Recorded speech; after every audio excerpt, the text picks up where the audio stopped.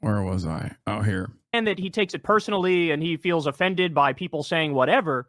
But like, if you are conceding that the core of the issue is there is a genocide currently being done against innocent Palestinians on a daily basis, they're being starved to death, they're being carpet bombed. We're talking minimum 50,000 dead Palestinians. The real number could be as high as 200,000, 90% of which are innocent civilians. Then to focus solely on your personal beef over things you felt were misconstrued about your opinion or whatever, that like, then you are taking your eye off the ball. You're no longer talking about. This is precisely what I communicated to Ethan in our conversation as well, which I thought would at least like penetrate the consciousness of his audience, which I was wrong about.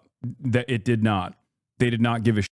The main issue here, and it comes across as incredibly petty, incredibly vindictive, incredibly self-aggrandizing and unserious. And that's why you see these weird dividing lines now, where even though Ethan says, yeah, they're committing a genocide, well, all the people who are cheering for you in this whole debate thing, they don't seem to think it's a genocide.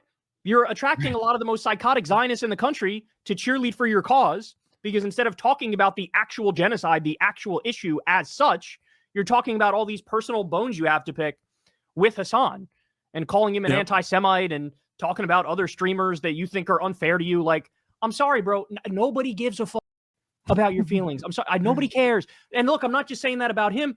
Nobody gives a fuck about my feelings.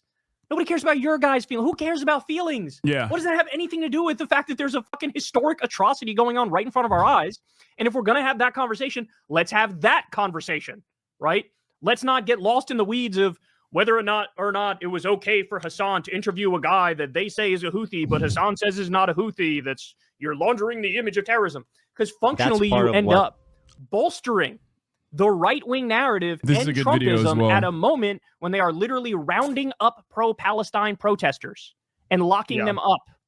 So another point that I also raised with Ethan, once again, they got lost in the sauce. Talking about those things, you're fucking missing it, and you've lost your mind.